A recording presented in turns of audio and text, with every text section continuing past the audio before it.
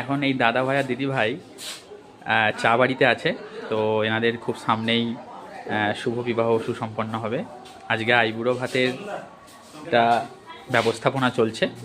তো আমি জিজ্ঞাসা করব যে আইবুড়ো ভাতের যা যা আয়োজন হয়েছিল দাদাভাইকে, যে কেমন লেগেছে। দাদাভাই, খাবার দাওয়া কেমন লেগেছে আপনি বলুন।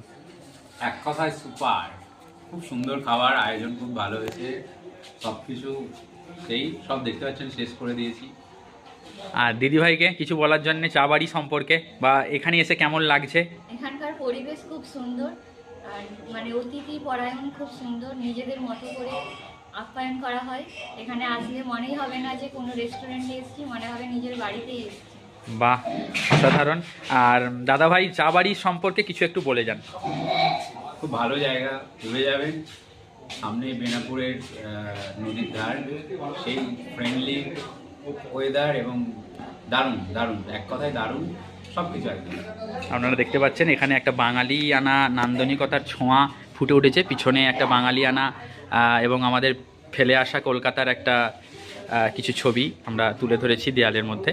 তো অবশ্যই আপনারা চা বাড়িতে আসুন আর এনাদের দুজনের জন্যে অনেক অনেক আশীর্বাদ করুন, এদের জীবন যেন সুখময় হয়ে ওঠে।